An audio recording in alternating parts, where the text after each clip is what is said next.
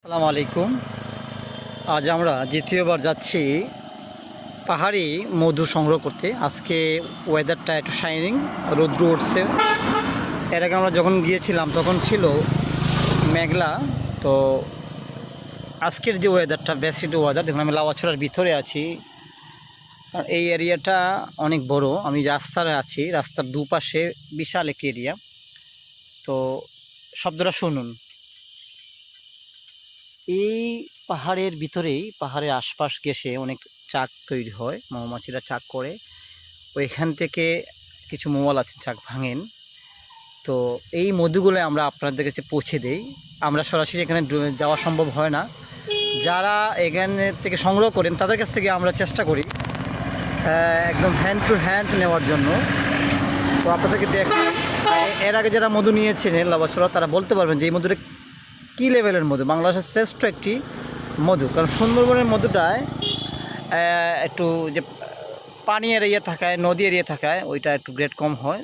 সিলেটের মধুগুলা, পাহাড়ি মধুগুলা একটু স্ট্রং হয়, ভালো হয়, বেশি দিন রেখে খাওয়া যায়, রিফাইন করতে হয় না। তো লাউয়াছড়ার বিশেষ করে এই যে পাহাড়ি মধুগুলা লাউয়াছড়া এরিয়ার আশপাশ, তো এই মধুগুলা খুবই বেস্ট কোয়ালিটির হয়। তো আজকে আমরা একটা সন্ধান পেয়েছি যে আবারও নতুন করে ট্রাক ভাঙা হচ্ছে। তো আমরা যাচ্ছি বিশেষ করে সুবেদা দ্বীপ থেকে। এর আগে আমরা নিয়েছিলাম প্রায় 8 থেকে 10 কেজির মতো। এখন আবার চেষ্টা করতেছি এরকম আনার।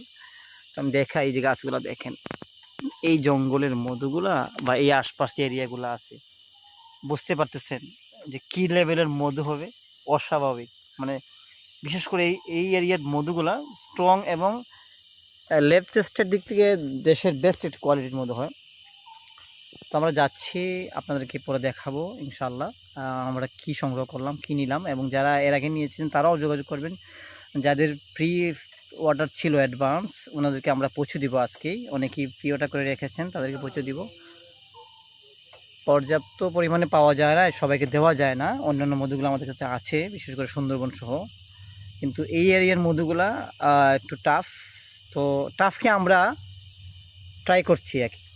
তো ইনশাআল্লাহ আমাদের সাথেই থাকুন, আর আপনারা পেয়ে যাবেন একদম ফ্রেশ কোয়ালিটির, বেস্ট কোয়ালিটির এই এরিয়ার পাহাড়ি মধুগুলো।